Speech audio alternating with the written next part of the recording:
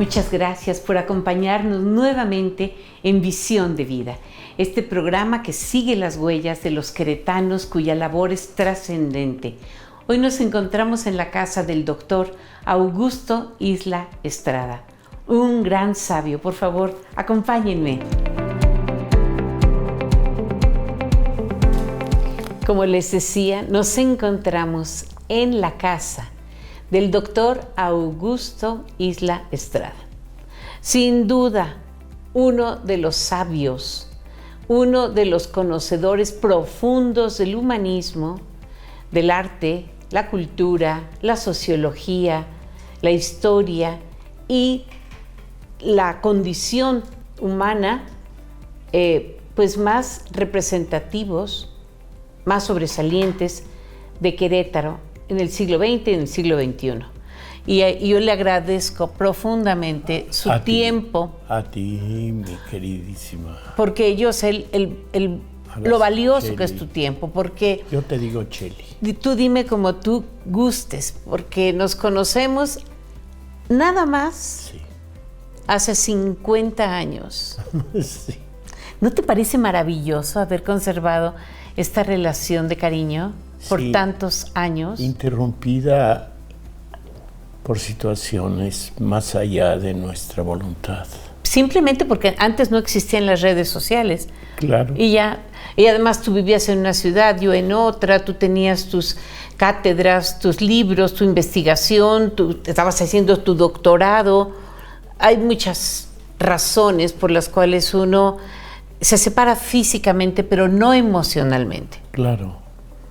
Bien, bueno, yo quiero decirles que Augusto Isla Estrada es el mayor de 7 hermanos de este matrimonio.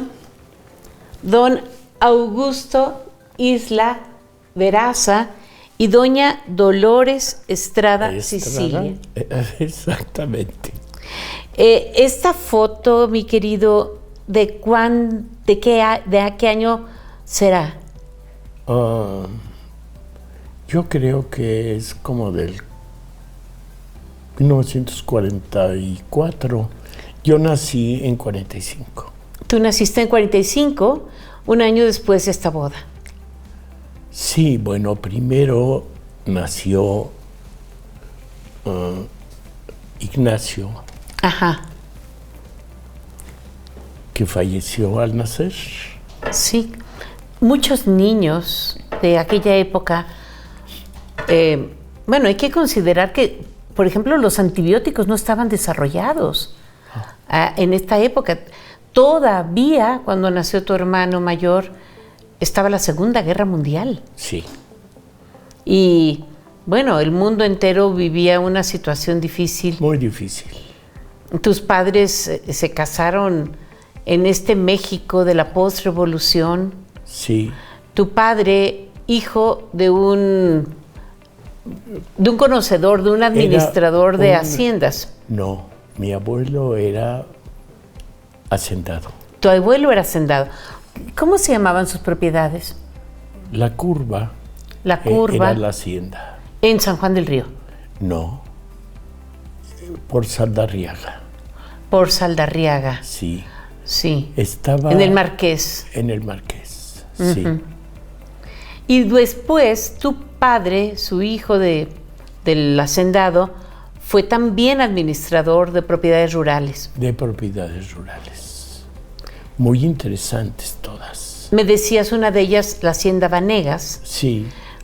Cuyos últimos dueños fueron la familia Soto Septién, sí. Doña Camú, Don Alfonso. Sí. Y que se encuentra aquí en el municipio de Corregidora, muy cerca de donde estamos ahora. Exactamente. Tu padre, un hombre muy guapo, con esta barba, me decías tú que en la cabalgata del 23 de diciembre salió en uno de los carros representando a Maximiliano de Habsburgo. Exactamente. Por su gallardía, por su elegancia. Claro. ¿Y esa gallardía la heredaste tú? Pues me halagas, pero es verdad. Pero yo soy más bien Estrada fisonómicamente que Isla. Ah, ya. Entonces tus hermanos, comenzamos por Ignacio, que murió, después tú, luego Después viene José Luis, José Luis, Alfonso, Juan Antonio, también escritor, María de Lourdes, Lulú, Ana Ana Elena Elena. primero que Lourdes y Carlos Eugenio al final. y Carlos Eugenio. Ustedes vivían en tu adolescencia en Venustiano Carranza, Carranza 20. una casa que tenía una de las fuentes originales del acueducto. No, eso fue posterior. Ajá. Es- Bueno, cuéntame de la casa. La casa era las caballerizas de la casa de Venustiano Carranza 22. Y mi abuelo se la obsequió a mi padre. Era un rinconcito muy pobre, pero ahí vivíamos un poco amotinados. No, pues sí, porque éramos 9 personas en 2 Sí. habitaciones. En la casa de Venustiano Carranza, Hoy no, de es- Independencia 22, cerquita de la casa de la Zacatecana. Sí, muy cerca. Sí. Eran casas señoriales del siglo XVII. En el caso del Venustiano Carranza 22, era del siglo XIX. Lo puedes saber o adivinar por ejemplo, los mosaicos. Mosaicos Álvarez. Mosaicos, sí. Entonces, es de esa época. Y el neoclásico en marcos y Sí, molduras. claro, sí, por supuesto, sí.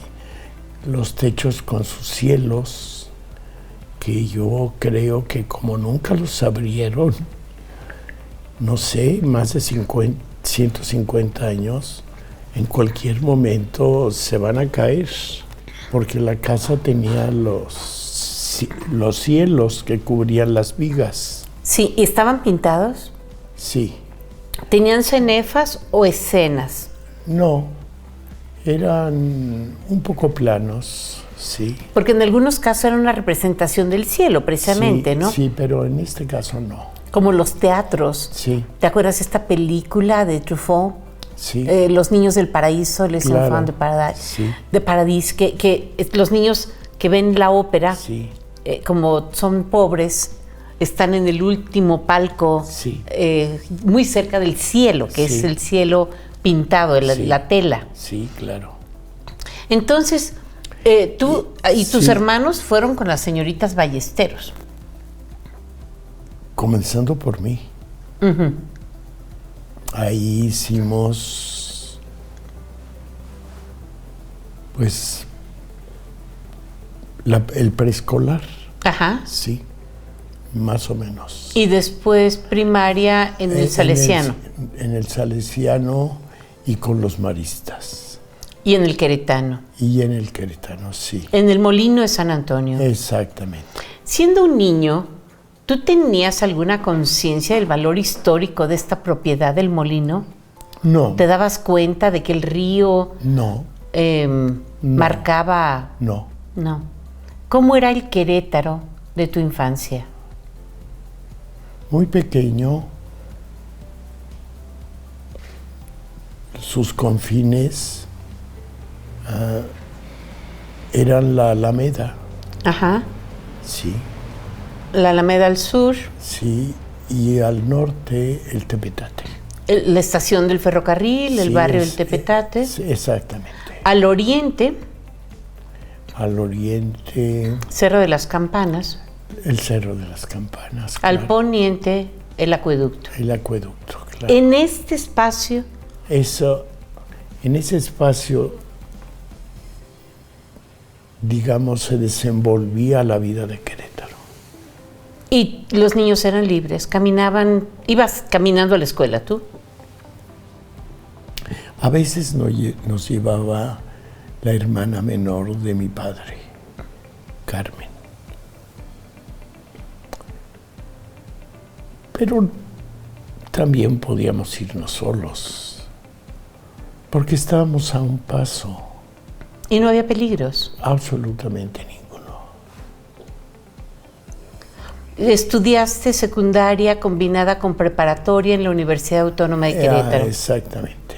¿Cómo era este plan de estudios? De 5 años, porque estaban fundidos secundaria y preparatoria. ¿A qué recuerdos tienes? ¿Qué profesores vienen a tu mente o qué materias te interesaban más? Pues yo creo que Realino Frías era uno de nuestros maestros, un médico cuyo nombre no recuerdo, pero que estaba casado con Rosita Vázquez Mellado. Ajá, Rosita Septién. Sí. El médico era Vázquez Mellado, Alberto Vázquez Mellado. No sé, él no se apellidaba. Pero tengo un gran recuerdo porque el sentido de la higiene lo aprendí de él. Muy interesante. De esos episodios que no puedes olvidar. ¿Son como destellos de recuerdos? Son como destellos de recuerdos que marcan tu vida. Sí.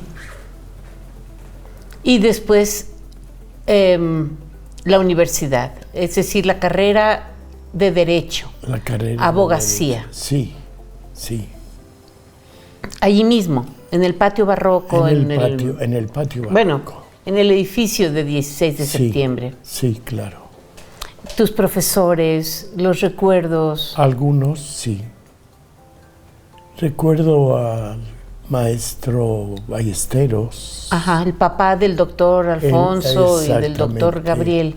Fuimos crueles con él porque tenía unas manos muy largas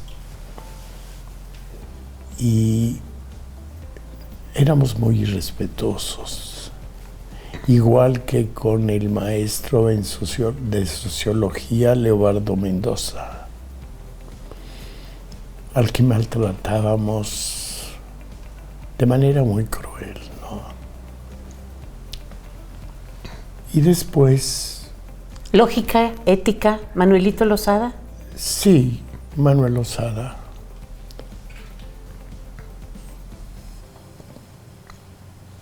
Inapreciable para mí. Claro. Sí. Maestro de oratoria, ¿fuiste su alumno de oratoria? No, fui alumno de Hugo Gutiérrez. ¡Ah, qué maravilla! Porque Hugo solamente nos dio unos meses porque viajó a Italia como agregado cultural. Ajá. A Manuelito Lozada lo recuerdo como director de teatro. También, claro. Yo hice teatro con él. ¿Con quién? ¿Con qué grupo? ¿Con cómicos? No, un grupo independiente. ¿Teatro contemporáneo? ¿Teatro del absurdo que estaba tan...? No, eso fue con Hugo, posteriormente. ¿No? Entonces estamos hablando del 67, 68. Sí. Hugo fue el que trajo a Querétaro las novedades del teatro del absurdo. Trajo a Ionesco. A Ionesco. A Yuyín Ionesco. Sí. La cantante calva. La cantante calva. Sí. Ni más ni menos. Y escandalizó a medio mundo. Claro, por supuesto. Nuestro Querétaro era entonces muy pequeño. Sí. Provinciano, pueblerino. Muy provinciano, muy pueblerino y muy reaccionario, por así decirlo, ¿no? Esta que había sido la tierra del triunfo de la República. Exactamente. Bueno, el sitio de Querétaro, el triunfo de la República, la negociación del Tratado de Guadalupe Hidalgo. La sede del Congreso del 17. El nacimiento del PNR también. Claro. O sea, esta ciudad que había visto desarrollarse los momentos más importantes de la historia patria. Claves de la historia patria. La conspiración de independencia. Sí, claro. Y había como... Con la corregidora. Claro, ¿no? Era como un... Y Allende.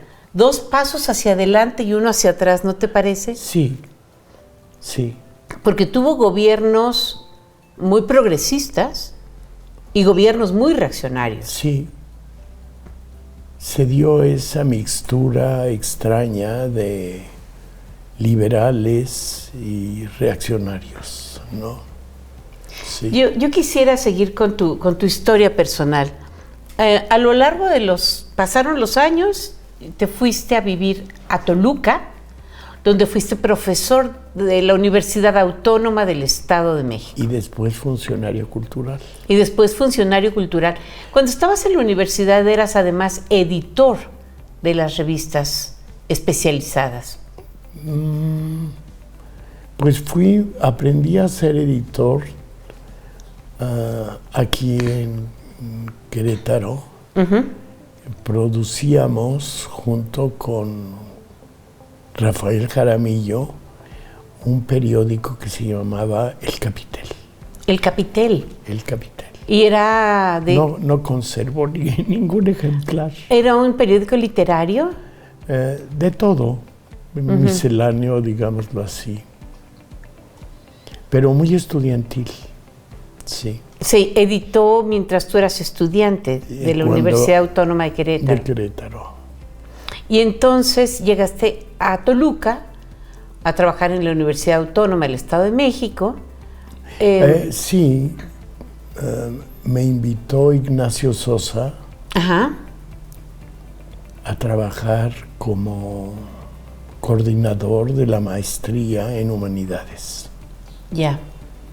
Tú ya para entonces tenías estudios de posgrado de la UNAM. Sí, pero todavía no me graduaba. Pero también recuerdo tu trabajo en tu casa. Yo recuerdo estar en tu casa mientras tú estabas revisando galeras de las revistas especializadas de la Universidad Autónoma del Estado de México. Sí, exactamente. Y revisabas también libros. Sí, me convertí yo en una especie de corrector de estilo. Ahí desarrollé yo el sentido de la buena escritura. Una escuela en sí misma, ser corrector de estilo y ser editor de libros. Sí, claro. Allí... Todavía conservo esa afición editorial. En este momento estamos un amigo y yo produciendo libros autores casi olvidados, como William Hazlitt. ¿De qué nacionalidad? Él no lo conozco. Inglés, del siglo XVII. Wow, ¿es poeta? Ensayista. François La Rochefoucauld, en sus aforismos. Y también los aforismos de Baltasar Gracián. ¡Ay, qué lindo! A él sí lo conozco. Estamos con esos 3 proyectos. ¡Qué maravilla! ¿Y estos libros verán la luz en dónde? ¿En qué país? No, aquí en Toluca. En Toluca. Sí. Porque tú te has vuelto un editor, pero yo quisiera llegar a esa faceta tuya después. Sí. En Toluca, cuando eras profesor y que eras también editor, tuviste este matrimonio con Diana Balleres, doctora en... Hoy doctora en Historia. En Historia, quien fue catedrática de la Universidad Intercultural en San Felipe del Progreso. En San Felipe del Progreso. Esta universidad es bilingüe, Mazahua español. Exactamente. Es uno de los muchos proyectos del Estado de México en el afán de incorporar a todas las comunidades de los pueblos originarios. Indígenas, claro. Sí, formidable labor. Es una gran labor y muy difícil. Ya lo creo. Ya lo que muchos retos. Muchos retos, muchos conflictos, muchas envidias, como todos los centros de trabajo. Claro. Mi querida Cheli. Y de allí, de este matrimonio tuyo con Diana Balleres, nació esta niña preciosa, Antígona, en el 78. 78, sí. 77. 77 nació sí. Antígona Isla Balleres. Justamente en septiembre, el 9 de septiembre, cumpleaños. Y aquí la vemos con su marido, con sus 2 hijos. Con dos. Tu nieto mayor está altísimo. Mide 1,87. Y tiene 16 años. 16 años, mide 1,87, Gael. Y su hermano menor, Ian. Que tiene 11. Aquí los vemos, aquí están con nosotros. Sí. ¿Son tus amores? Absolutamente. ¿Qué sientes de ser abuelo? No sé, es una gracia de la vida, una gracia del Señor, el verlos que crecen. Uh-huh. ¿Vas en tu camino a Jalapa y piensas en ellos? Uy, cómo no, por supuesto. Viven en una privada muy amable.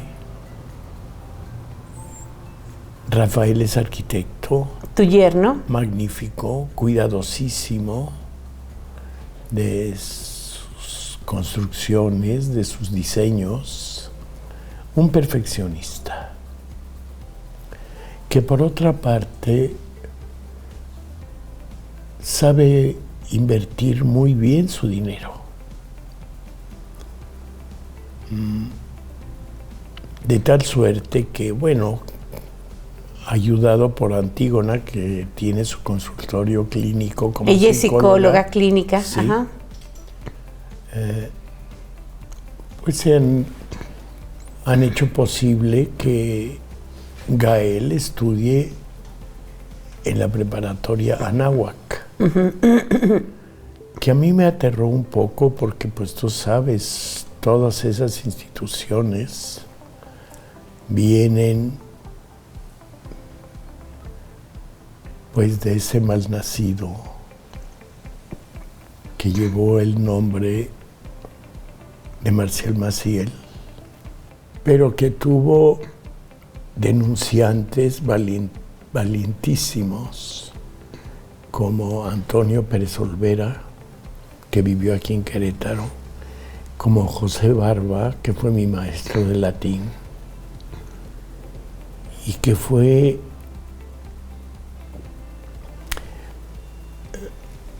digamos, la clave del desarrollo de mi mente, porque traducir a Cicerón era verdaderamente un reto. Ya lo creo.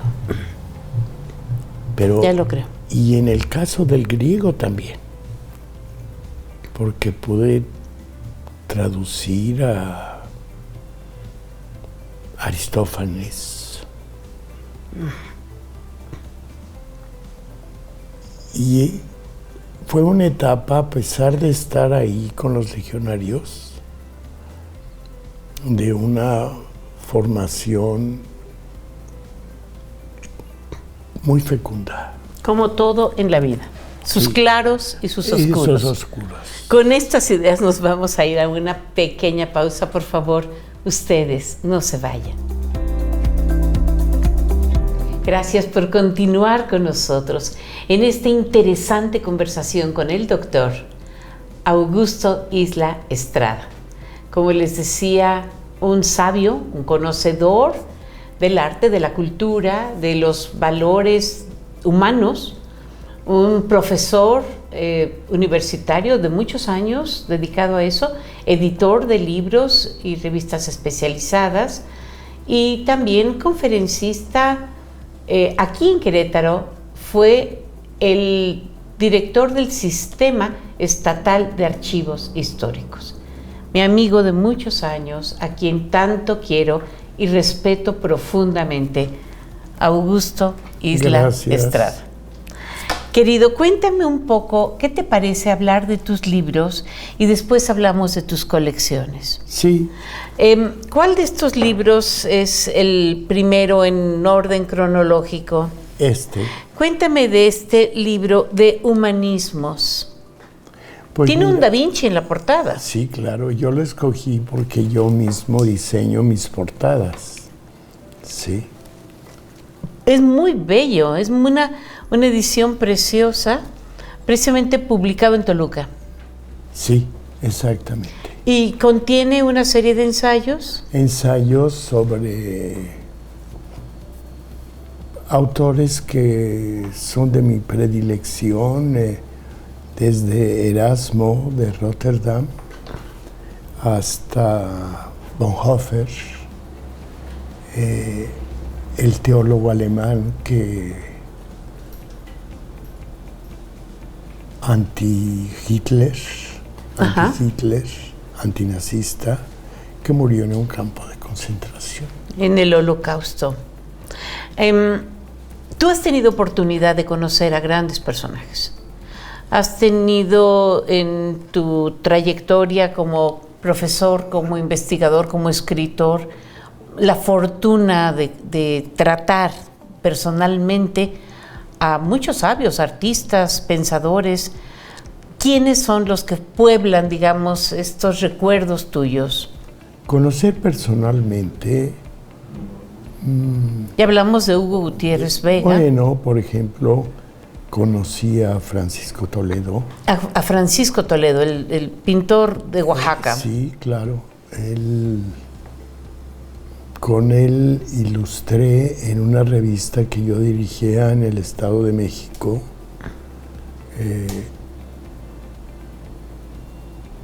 Él me prestó sus dibujos a lápiz.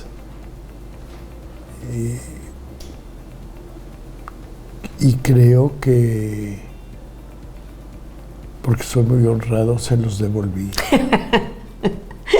Pero no se los entregué a él por alguna circunstancia, sino a Carlos Monsiváis, que era muy amigo de Toledo. A Monsiváis también tuviste la fortuna, de conocer y de tratar y de disfrutar, ¿sabes qué? La charla agridulce de su sabiduría mezclada con una ironía sin par. Una ironía, a veces agria. Sí, sí. Agridulce, como tú dices. Cuéntame un poco de sus colecciones. Pero realmente conmigo fue muy gentil.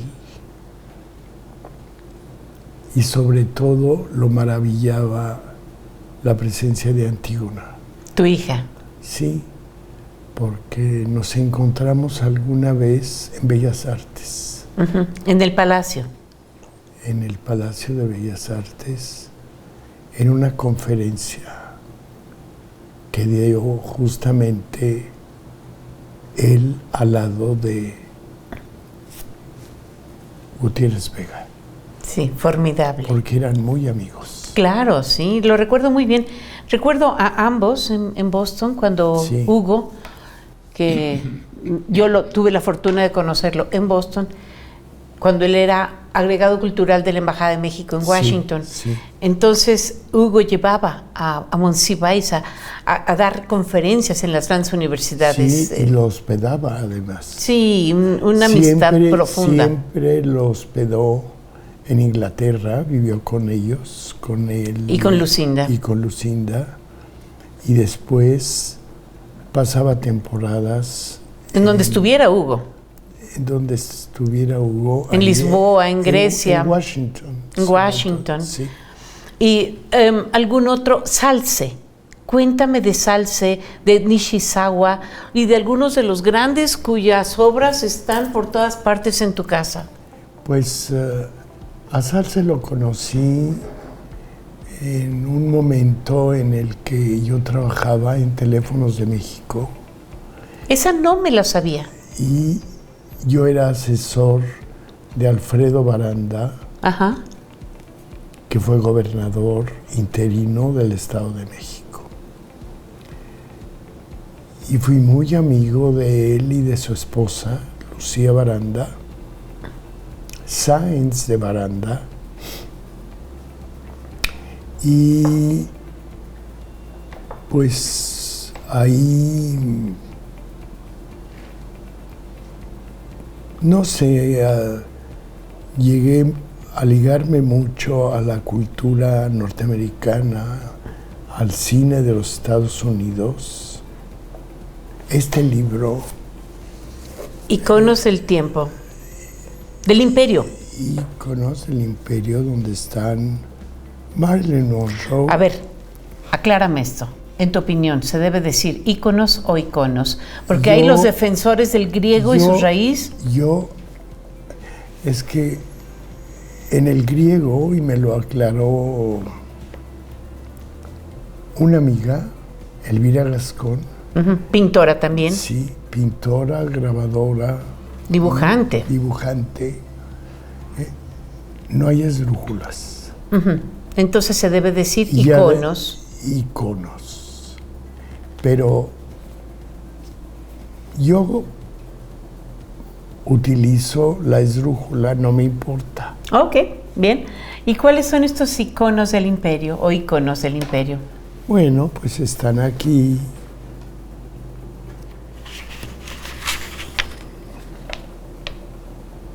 Una voz para el mundo, Frank Sinatra.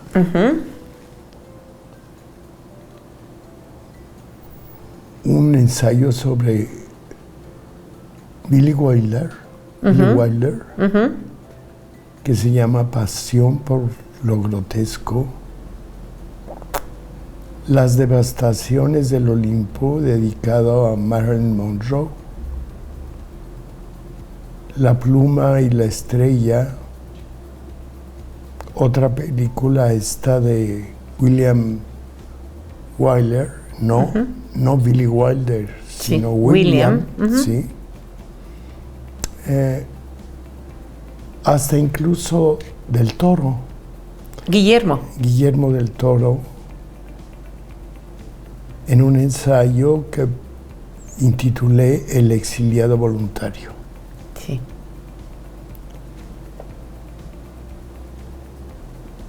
Este ensayo también de El amor al jazz, el autor de La mula, el director, Clint Eastwood. Clint Eastwood, ajá. Sí.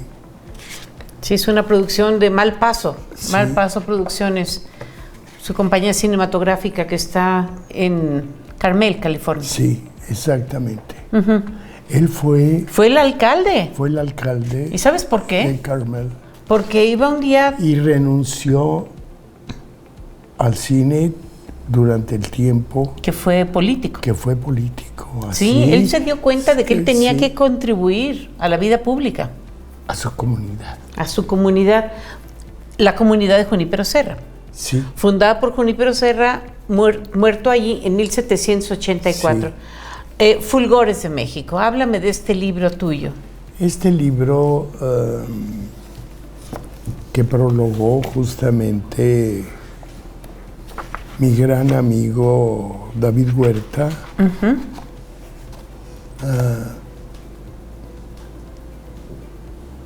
contiene ensayos como nacionalismo y mexicanidad, dedicado a Javier Villurrutia.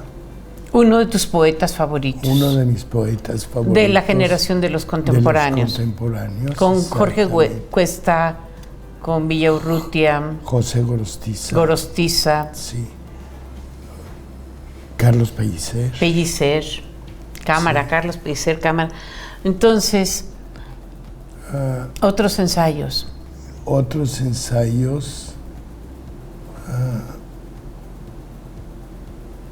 Uno sobre Sergio Fernández, que fue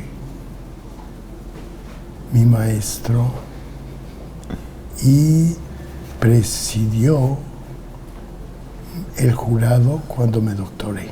Ah, qué maravilla. En la UNAM. En la UNAM. Doctor en sociología. Sí. Él era maestro emérito. De la UNAM. De la UNAM. Y autor de libros tan importantes como Los peces, Los desfiguros de mi corazón. Todos esos libros han ido a dar a la Universidad de Querétaro. Quiero hablar de esta faceta tuya. Mira, octubre, si mal no recuerdo, septiembre-octubre del año 2014, no, del 13, hubo una tromba que destrozó escuelas en la Sierra Gorda. Sí. Entonces tú me dijiste, Araceli, tengo obra de arte valiosa que quiero obsequiar en una subasta y que el producto de la subasta sea enviado a la Sierra Gorda para la reconstrucción de las escuelas. Sí. Entonces trabajamos tú y yo en ese proyecto, claro, que ocurrió la subasta en el archivo histórico, en Madero 70. Y con el apoyo de Arelle. Sí, de Toño Arelle, sí. Arelle, que era el que martillaba. Era el martillo, sí, el que ejercía la labor del subastador. Sí, sí. Fue uno de los muchos proyectos en donde yo he visto tu mano generosa, porque tú has regalado parte de tu biblioteca, que es decir, tus hijos intelectuales, tus amores, tus maestros, tus tutores, tus mentores. Todos esos libros están llenos de sabiduría que tú has regalado de manera generosa, de manera gratuita, honoraria, sin esperar ningún reconocimiento público a tu alma mater, a la Universidad Autónoma de Querétaro. Pero también doné todos mis libros de arte al Museo Nishizawa. Al Museo Nishizawa. Donde hay una biblioteca que lleva mi nombre. Hay una biblioteca que lleva tu nombre, yo no sabía esto. ¿Tú tienes constituida por libros de arte nada más. ¿Tú tienes la mitad de tu corazón en Toluca y la otra mitad aquí? Bueno, no, sin mencionar Jalapa, que en Jalapa vive tu hija, pero no, yo dentro de tus no, pues es que de tus pasiones, dentro de tus recuerdos. Mis mejores años creativos fueron en Toluca. Pero regresaste a Querétaro. Pero regresé a Querétaro. En el 2000... No sé, en la época de Calzada. Ajá. Llegaste para incorporarte al gobierno... De Pepe Calzada. De Pepe Calzada. Y con el apoyo de Juan Antonio, porque Juan Antonio, mi hermano, fue el que le sugirió a Pepe Calzada que fuese yo el responsable de los archivos. Cuéntame de Juan Antonio, más allá de ser hermanos, ustedes han sido compañeros de vida en muchos sentidos. Compartimos muchas aficiones, una de ellas, el jazz. El jazz. Dime de tus... Yo me acuerdo que tú oías a Aretha Franklin, sí, todos Ella Fitzgerald. Arriba tengo yo un roperito antiguo del siglo XVII con todos mis... acetatos. No, mis acetatos, no, estos son CDs. Ah, ok. Ahí tengo mis CDs. Y tengo también toda mi colección de acetatos en otra área de la casa. Porque la persona que aquí vivía, su esposa, era un poco maniática. Y entonces había una cantidad de closets y demás, y ahí pude yo guardar todas mis recetas de cocina. Porque además eres cocinero. Porque además soy cocinero y me fascina cocinar. Yo recuerdo que tú cocinabas para tu mamá. Ella no me dejaba entrar. No, pero cuando ella ya, sí. En sus últimos Yo años, tú le preparabas comida. Yo te acompañé a llevarle tus Tupperwares. Con comida para ella, sí. Esta vida que tú llevas, ya pensionado, que sigues escribiendo, que sigues leyendo, escuchando música. E investigando. Esta vida que tú llevas te permitió que durante el confinamiento derivado de la pandemia del COVID-19 tú te quedaras encerrado en esta casa, sí, claro, sin salir. ¿Por cuánto tiempo? ¿Por un año? 2 años, yo creo. 2 años. Aquí estuviste encantado de la vida. Encantado de la vida. Sin necesitar asomar al mundo. Agradeciéndole a Dios no haber sido contagiado. Yo tampoco. Somos invictos del COVID. Sobreviví a esa pandemia horrible. A esa pandemia que se llevó a los amigos. Pero fíjate que yo escribí una serie sobre las pandemias. Ajá. Que quiero reunir, o ya están reunidos, en un librito que se llama Abanico de Fervores. Abanico de Fervores, me encanta, sí, el título. Y ahí está la serie de lo que yo escribí sobre las pandemias desde Egipto, pasando por Roma, por ejemplo, en Roma le causó la muerte a Marco Aurelio. La historia de la humanidad es la historia de epidemias. Es la historia de las epidemias. Epidemias, guerras, enfermedades, sí, naufragios, incendios. Esa es nuestra historia, la historia de la humanidad, pero también llena de luz, ¿no? Llena de pensadores, genios como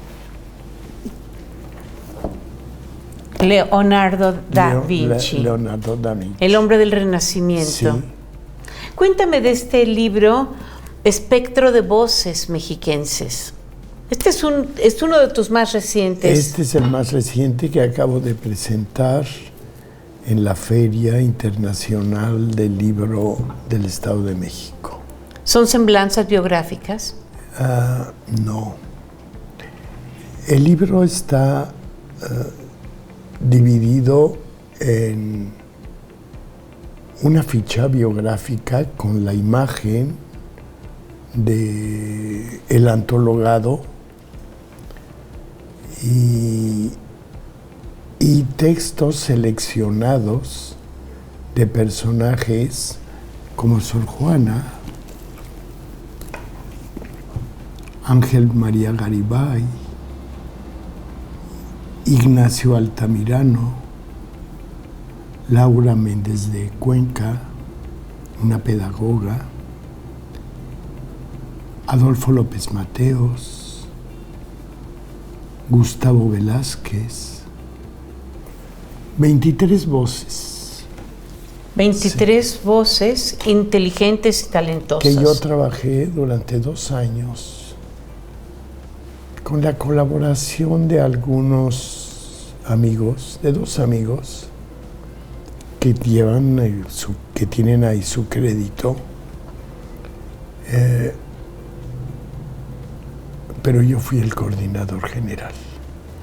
Yo quisiera hablar con nuestros televidentes sobre la importancia del arte en la vida cotidiana, en la vida de una familia, de un individuo que tiene en su casa piezas como tú, que has venido coleccionando a lo largo de los años, que cada cerámica, cada tapete, cada elemento tiene una historia. Pues sí, es que cada objeto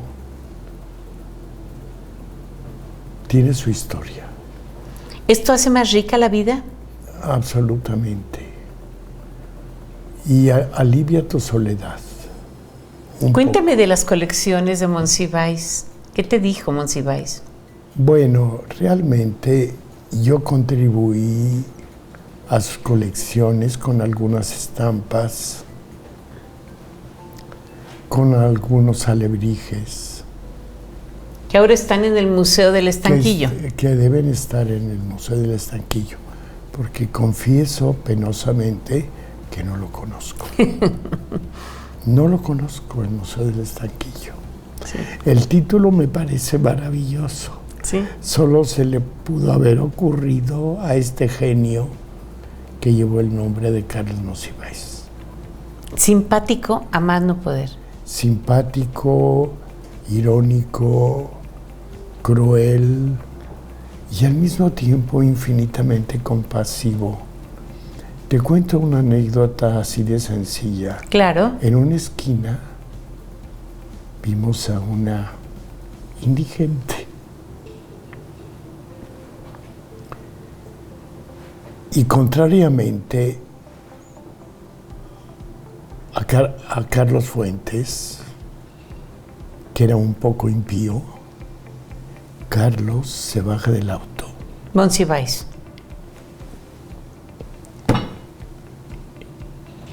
Y apoya a la indigente. A la indigente, generosamente.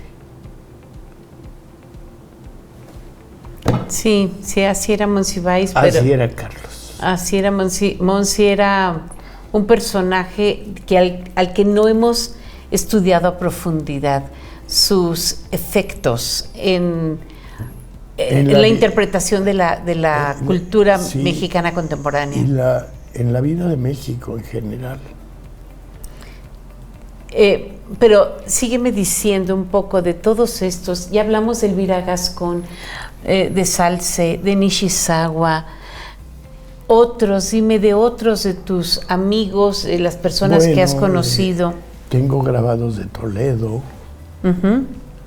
máscaras que encontré en el centro de la Ciudad de México, ahí donde da pánico entrar, sí, porque no sabes, tienes que cuidarte las espaldas, los bolsillos, todo.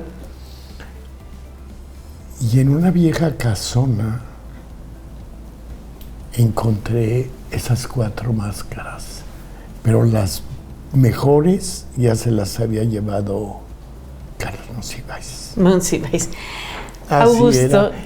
Y bueno, pues tengo una mixografía de Tamayo. Ya, querido, ha sido un placer, una delicia, un placer. Y un privilegio hablar contigo, estar en tu casa y aprender de ti. Y yo le agradezco a tus productores, estos jóvenes brillantes